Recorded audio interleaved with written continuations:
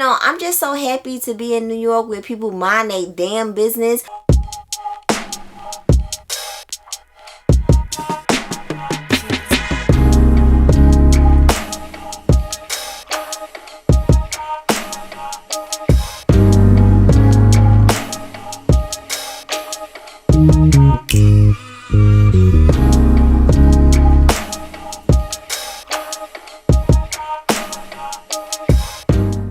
Hey y'all, welcome back to Chocolate Covered Pages. I'm Kiona, and in today's video we are finally going to talk about the best books I read in 2024. I just want to say before I start the list real quick, I love all of these books dearly, okay?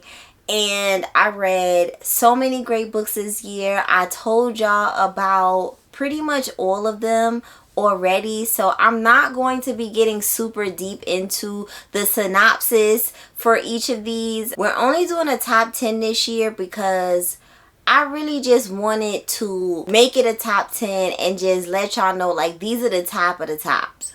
I read some great ones, but these are the ones, I wouldn't even say that these are necessarily the best writing that I read all year. Most of them are, but these are the ones that made me feel the most. This list is extremely personal to me. I've said this before. I feel like the way people connect to stories is just very personal. What I've been through, you probably haven't been through. The way I connect to the book, you maybe won't. But these are the ones that I connect with the most, and I just really enjoyed all of these. Hopefully I don't say those words again in this video because obviously I enjoyed all of these books, and I just wanted to make sure that we just keep it at the top 10. Of course I have some honorable mentions, but if you've been watching the channel, you already know what they are, because I read some really good ones. Now, before I start giving y'all the top 10, I just really want to just play like a quick little game. Drop down in the comments below and tell me which out of this top 10 list, how many do you think are 2024 releases? I just want to know. Coming in at number 10 is going to be Jasora and Alpha's Queen by Natavia. And I'm going to put book 2 on here because I did enjoy book 1, but I feel like book 2 is really what brought the series home for me. This is a paranormal fated mates type of romance. I came across a video of the author saying that she was not going to be writing any more urban paranormal books because people don't really read them, and I was just like, huh? Because I had read her urban fiction. She has another series called Snow White and the Seven Hustlers, which, of course, you know a crazy title is going to get me every time. So that one is just strictly urban fiction. And then when I came across this video of her saying that she wasn't going to be putting out urban paranormal romance, I was just like, well, maybe I want to try it. I want to see what I could possibly be missing out on. So I ended up picking this up, and oh my goodness, I really enjoyed this series so much. It's so fun. It is so humorous. I laughed. I highlighted. Let me just tell you, there are wolves in this book. There are coyotes in this book, and I could tell that the author had did so much research to put this book together.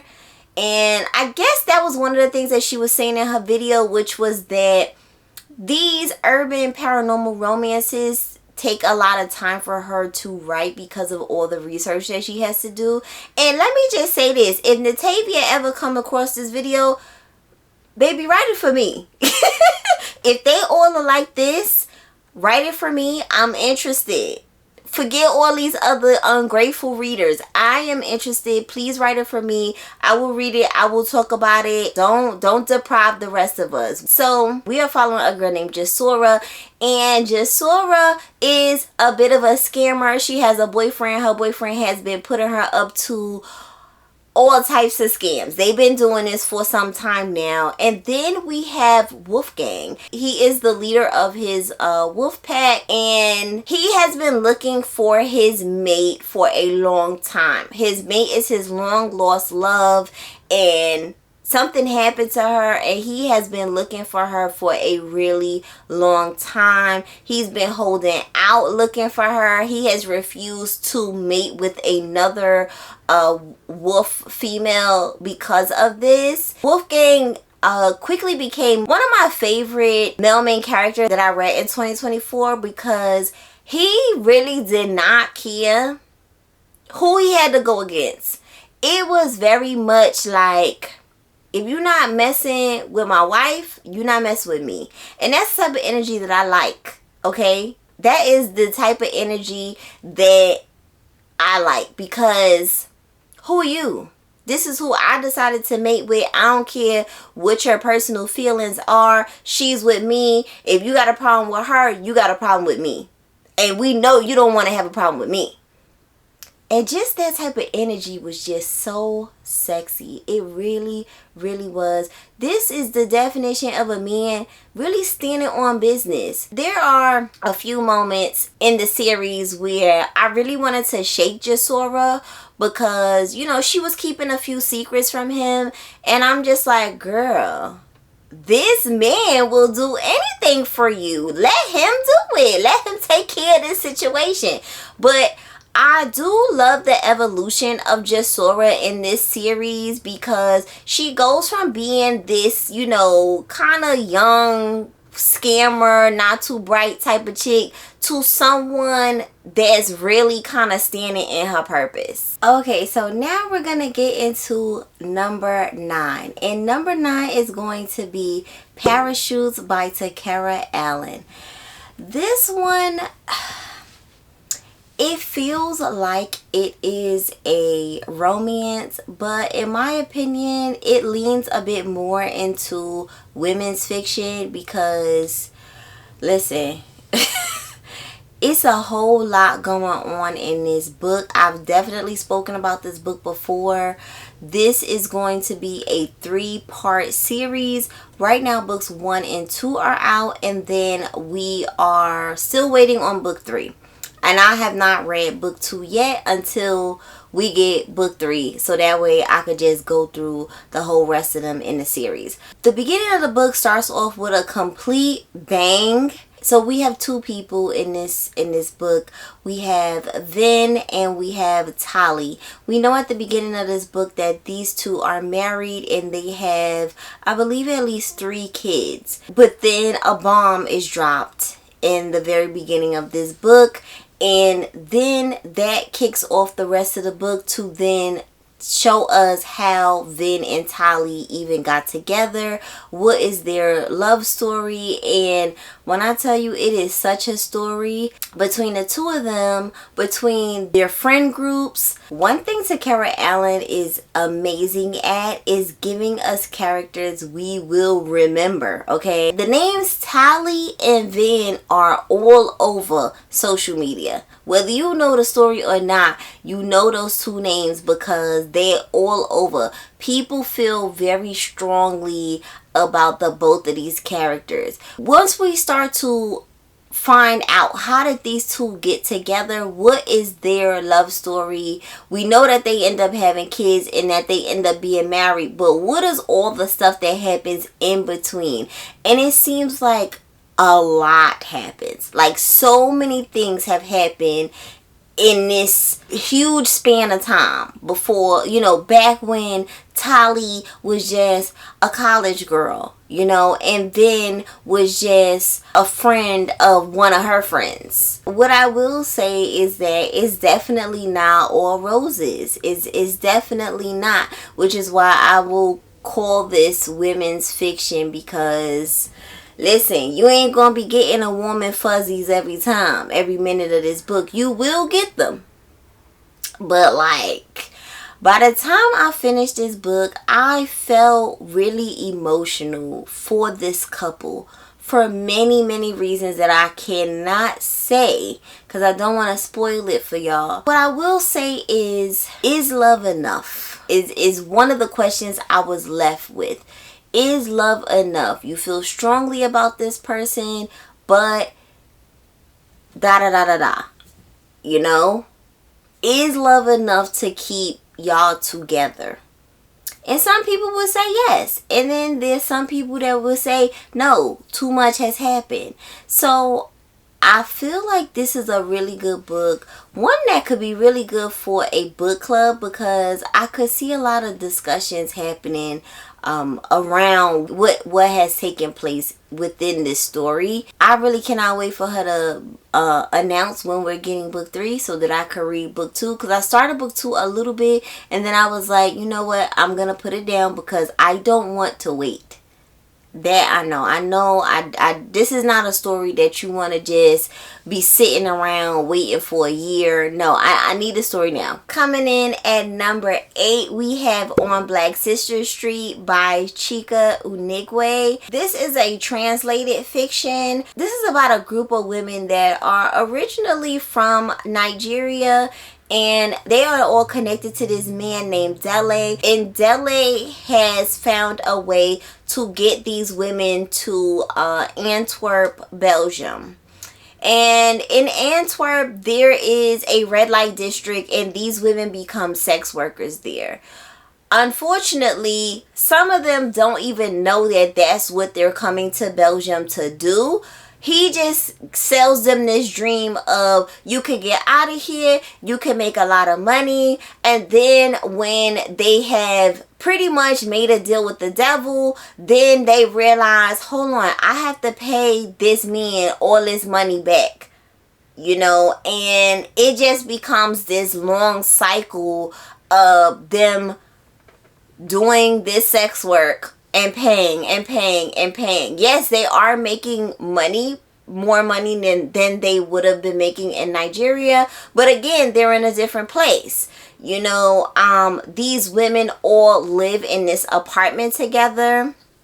And I wouldn't even say that for the most part, some of them are even super close friends. But they all kind of have this kind of sisterhood and this understanding that, listen, I got you.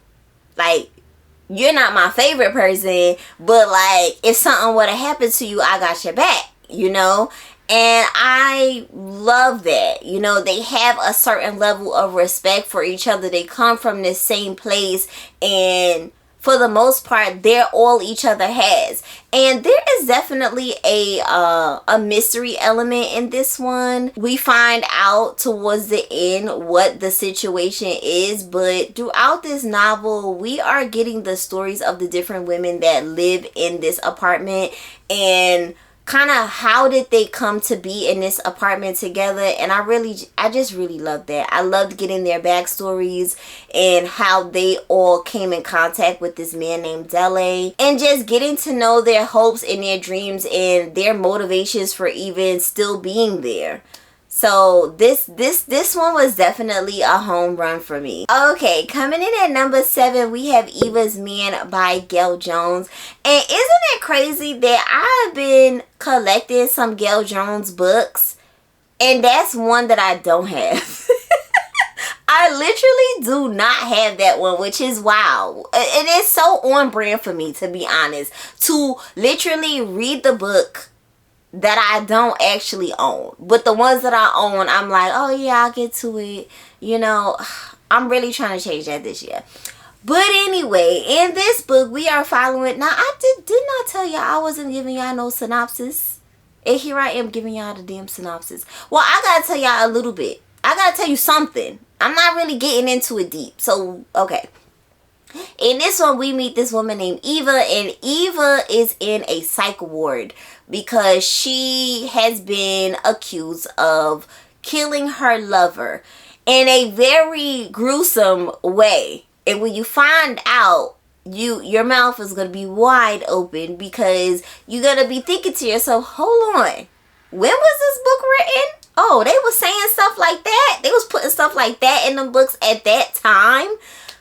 I could just imagine someone reading this book back in the day and being like,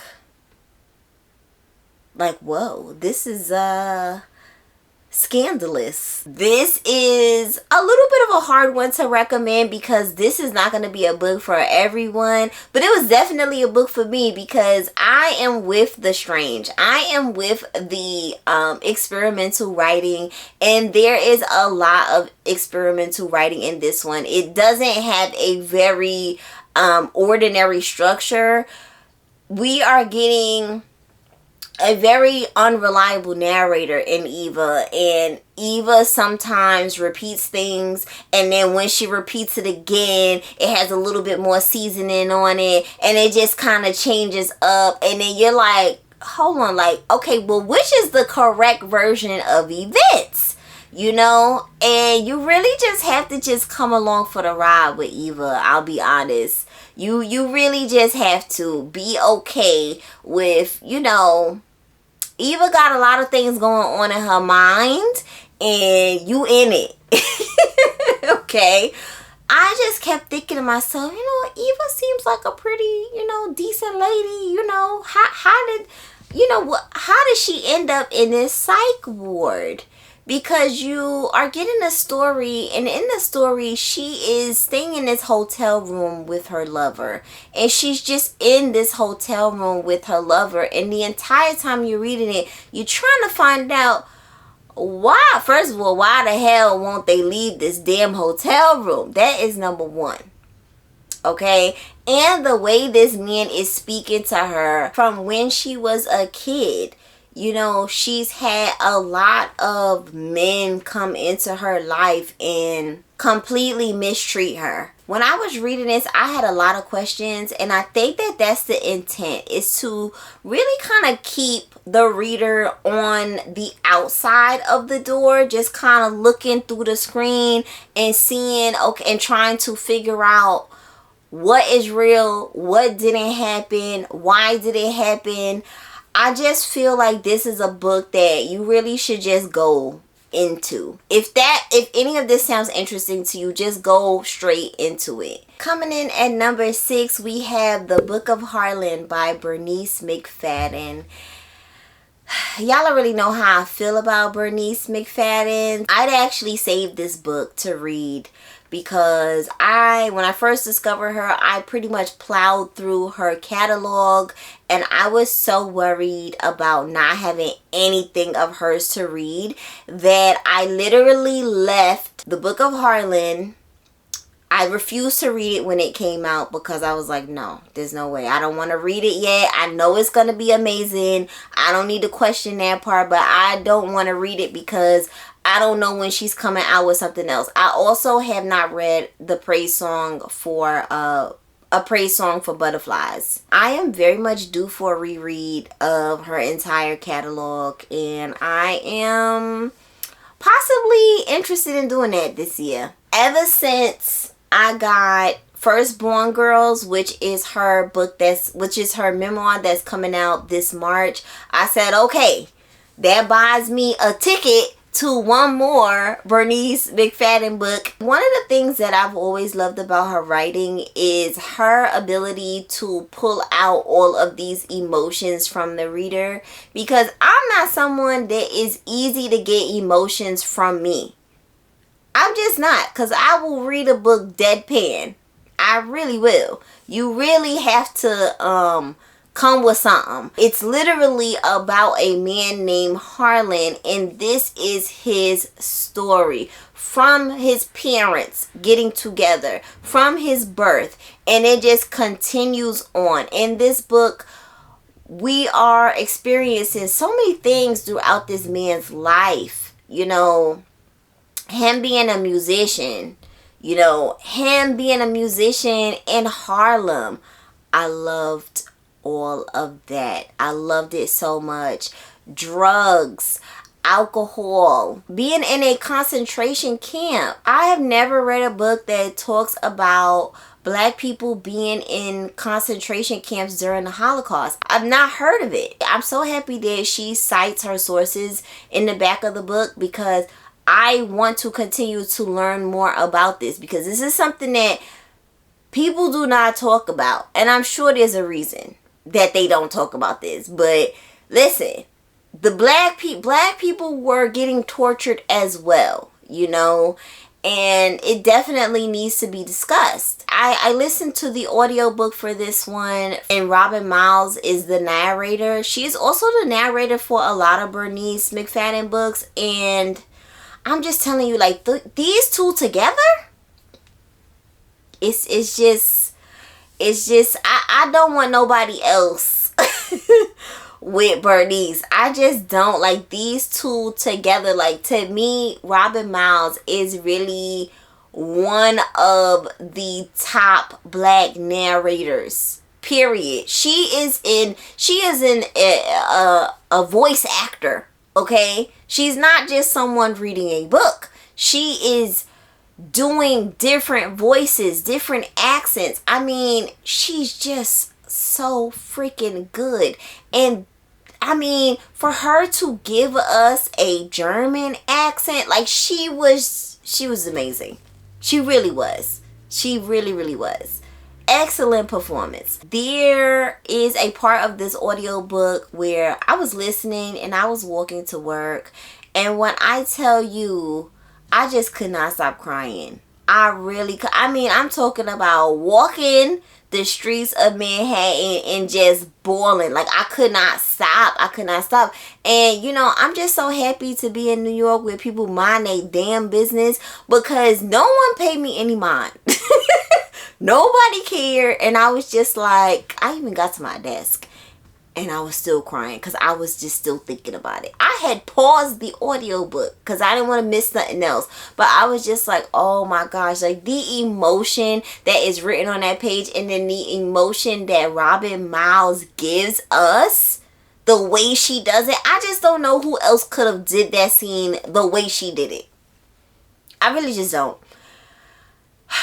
Needless to say, if you're a historical fiction fan, this is one that you absolutely want to have on your list. This is one of the reasons why I absolutely love historical fiction, because it's going to teach me something pretty much every time. It's going to teach me something. It's going to entertain me, and we have master storytelling in this book. From beginning to the very end, you want to know about Harlan's life and how is this man going to end up? What is going to happen with him? Because, you know, Harlan, he ain't the most likable guy. If you ask me, he's really not. But this is a story that it's not about him being a likable guy. It's about what's going on with him and the domino effects of some of the choices that he's made. How did he end up in these different places? And it's just so good. It really is. Coming in at number 5 is a genre that I really would never think would ever be in my top list, but here we are, and that's gonna be done by Octavia E. Butler. This is a sci-fi novel. This is the first book in the Exogenesis series, and this book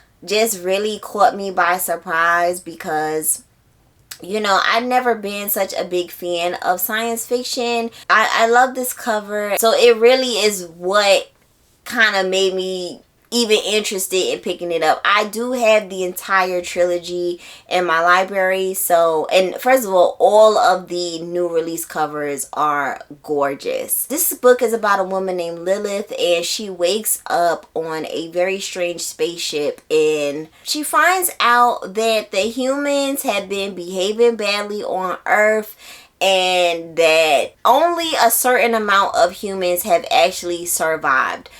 Earth is not really habitable at this point in time. And these alien-like creatures called the Onkali, they have been kind of taking care of her and the rest of these humans and like putting them in like these pods where they sleep for a certain amount of years, and then they pull them out and then they kind of study them. They have been studying these humans for a while now, seeing kind of just their nature pretty much, and trying to learn and figure out like certain human diseases and how the human body works. They've been doing experiments on them. So this series is really about Lilith waking up and starting to figure out what the hell is going on, and learning about the Onkali and their language. And they have this whole system of them really wanting her to be like the human, you know, the one that is gonna, you know, lead the rest of the humans that are on the ship. And let me tell you, so for a while we just have Lilith and her getting acclimated to this ship and learning things, what she can and cannot do, because baby, these aliens got rules. Okay, they have lots of rules, and she better follow them. Okay, I just found this book one to just be so very fascinating and just different from anything that I've ever read.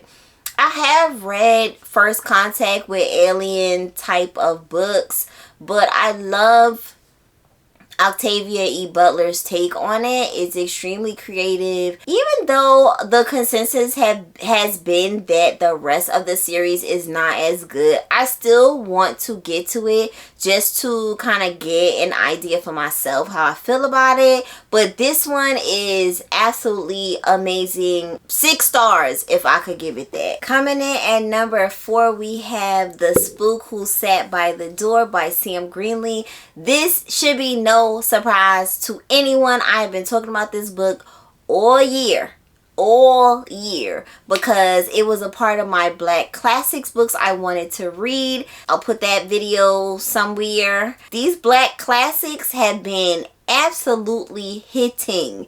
Okay, most of them have been hitting, they're not hitting. So I do want to definitely continue with reading books that are from that video into 2025 for sure. This one is about a man who infiltrates the CIA, and he gets to do this because the president at the time has realized that his rating has gone down and he needs to do something. So he decides that he is going to shine a light on the CIA and the fact that there's no black people in the CIA and we should change this. He don't really give a damn one way or the other, but he knows that he wants to get his rating up, specifically with black people. So he does this, and our main character uses that as a way to get in. Okay, he gets in. He is the model black CIA person because he creates this entire persona that he knows that they would expect of him. But what they really don't know is that he has an entirely different life that he is living, so he can try to take them down. This book is written extremely well. I was on the edge of my seat because I wanted to definitely know what was going to happen, how everything was going to shake out for him. Was he going to get found out? What was going to happen? This book was just perfect. It just absolutely was perfect. I also did the audio for this one, and the narrator is my guy, Dion Graham.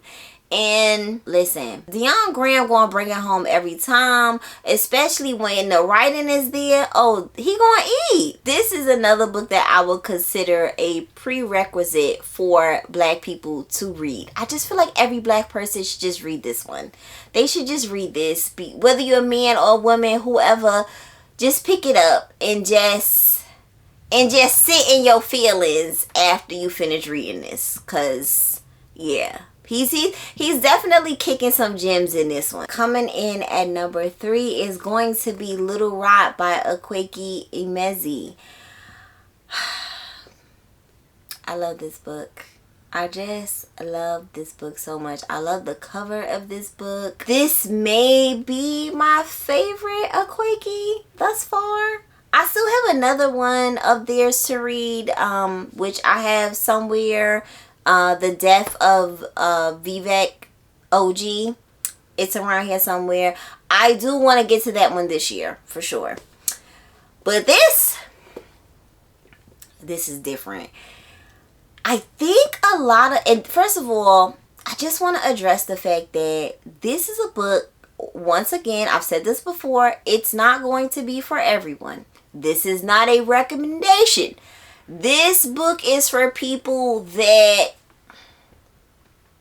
are able to separate the content of a book, like the series of events that are happening in a book, from the writing. I think that a lot of people have given this book very low ratings and said that they hated it. I've even seen a picture of somebody putting this in the garbage, which I think is highly disrespectful for anyone's work, is to put it in the garbage. Yes, there are terrible, disgusting things taking place in this book, but let's be honest, we've read books with terrible, disgusting things in them before. This is not the first one. Okay? This ain't the first one that we done read.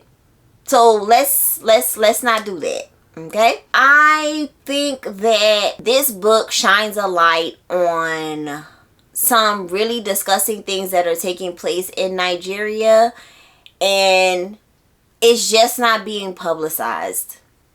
But do I think that it's really taking place? Absolutely. Absolutely. And I think that that is the point of this book, is to shine the light on what's happening in like the underbelly of Nigeria that no one is talking about.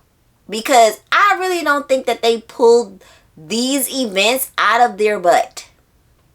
Okay? Just to shock us. Because there's a message here. The writing in this book is on another level.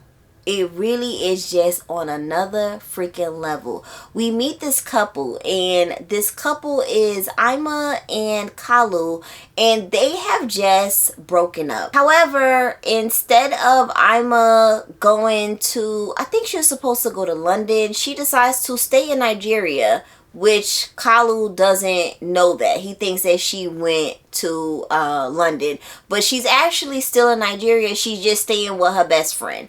And Kalu, because he's upset about this breakup, he decides that he is going to hit up his best friend and go to one of his best friend's sex parties, because his friend hosts these sex parties where he has all kinds of people at his parties, you know, very important people that are there to let their hair down and to do things that they don't want people knowing about. Okay? And let's be clear, there are sex parties happening all over the world. There's a sex party happening right now. Right now. In all these different places behind these closed doors, and there's all types of stuff going on inside of them. So that is number one. And Kalu sees something at this party that he just cannot let slide. And he reacts. And when he reacts, everything goes wild. The series of events all take place within like a weekend. Okay, we also get some flashbacks to Ima and Kalu's actual relationship when they were together, and leading up to the things that have led to them being broken up. I find that I enjoy books that take place over a very short span of time, like a day or like a weekend. I also really love specifically historical fiction that spans, you know, years and years and years.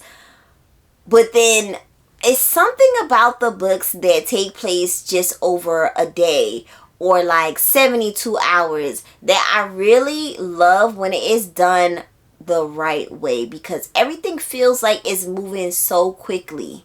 You know, there's just so much happening, and I feel like it takes such skill to be able to fill up these 72 hours in a way that still makes it feel like you read a full novel, and it's made you to where it makes you feel like, whew, I've been through a lot. Meanwhile, it was like 3 days. Like, what you been through? It was 3 days, you know. And I just feel like they do such a good job at making us feel like this book was actually way longer than it was. Coming in at number 2, y'all already knew that this book would be pretty high up here, and that's gonna be James by Percival Everett.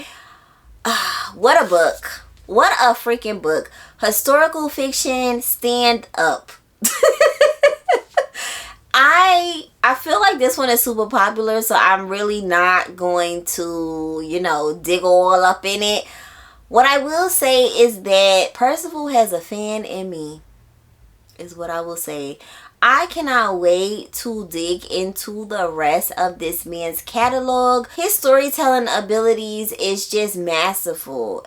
There's so much humor in this book, even though slavery is a very serious subject. But there is so many moments of this book where I laughed. And it's just so many gems that are also being dropped. Mostly from Jim's mouth, okay? The mailman character in this book. He's very funny. He is extremely funny. And he's on this adventure, and he's meeting so many characters within this book that you don't know if they could be trusted, you know. Even black characters, we don't know if they could be trusted, because, you know, in life, you don't know if you could trust every black person. You don't know if they on the same page as you, or they pretending. This book won the National Book Award, and for very, very good reason. I'm not shocked that it won. I knew that it was gonna win. I never read The Adventures of Huckleberry Finn. I never did. And I don't really feel like I'm missing part of the story. I don't feel like that, honestly. I feel I'm good. Like, I feel like I'm okay. And you already know what's at number 1. I don't even need to tell y'all, but I'm gonna tell y'all anyway, just to, you know, just to continue on with this, with the video. And it's gotta be The Street by Ann Petry. It has to be. It has to be. This book honestly ruined me for the rest of the year, because after I read it, I could not read anything else the same way. I feel like as a reader, we read books, and certain books that we read change us just a little bit, right? And I feel like this is a book that changed me as a reader, because I can no longer accept certain things in my book. Like, I know now that I deserve more. I deserve more. I have been getting crumbs in some of these books that I thought were, oh, okay, this is good. No, they weren't good. This is great. Okay, this is great. And I need to read more books that make me feel the way this book made me feel. I know that's going to be hard, because this book is about a black woman, written by a black woman, and the themes in this novel, the way it is written, the prose, just everything about this book is just, how can you even recreate this? Like, I just don't know. The ending of this book, the mic drop, that is the end of this book. I mean, I was literally shook, because I was shook. I was upset. I was just so much despair. This is not a happy book. I just want to tell y'all that. This is not a happy book. You ain't gonna laugh. It's nothing funny about this book. It's nothing funny at all. You will be disgusted. You will be upset. But you will not be able to stop reading. is the best way that I could put this. I also feel like that about Little Rock as well, because that felt like a car crash that I could not look away from. But anyway, back to this. So much is in this book. So much has been poured into this novel, and I feel like this book is a gift. Like, it literally feels like a gift, and I'm so thankful that I am alive at a time where I get to read a book like this. That she left this for us, you know. And this year I definitely want to get to her other book, The Narrows, and I also have The Country as well. But I do want to get to The Narrows because I started a little bit and I want to get back to it and actually finish it out this year. This book is one of the books that has gone into my favorite books of all time list, and that list is very small. I've had years where I didn't read a book that I could add to that list, and I'm just so happy. I know y'all like, shut up about the street, because I talked about this book so much in 2024. I'm really hoping that I can replace this book with some more books that are slowly changing me as well. Like, I want to continue to evolve as a reader and to know within the first few pages of a book if it's going to be for me or if it's not. And I knew within the first few pages that this book, that I was going to love this book. And I could tell. And the crazy thing is, this book starts off by describing the damn wind, but the way she was describing the wind had me just enthralled. Okay, I wanted to know as much about the wind as possible. Okay, and also too, the audiobook narration is freaking phenomenal. Absolutely phenomenal. I really felt like I was listening to a movie. And that is how I want to listen to audiobooks. I love audiobooks that make me feel like that. I would suggest reading with your eyes and listening as well, because you don't want to miss out on any of the words that are on these pages. You really just don't. It's extremely intentional, and I just love that. I just love that. So now you have it. Those are my top 10 for the year. Was it hard? Yes, because I read so many really good books this year. And I would say that all in all, it was a good reading year. But as you can see, if you wrote down your number of how many 2024 releases was on this list, it wasn't that many. I literally had 2 2024 releases. And honestly, like, it's not my fault. It's not my fault. I'm just really hoping that 2025, because first of all, if you watch my upcoming first quarter releases, it looks like we are getting some heat this year. It really, really does. Okay, so I'm just hoping that we not just getting good covers and good synopsises, because we need some really good stories that are in those pages. And I am optimistic about this year. I am. So that is going to be it for this video. I really, really hope that you have enjoyed it and you got some new recs for yourself. Make sure you give me a thumbs up if you have not already. And if this is your first time here, make sure you subscribe, and I will catch y'all in the next one. Bye.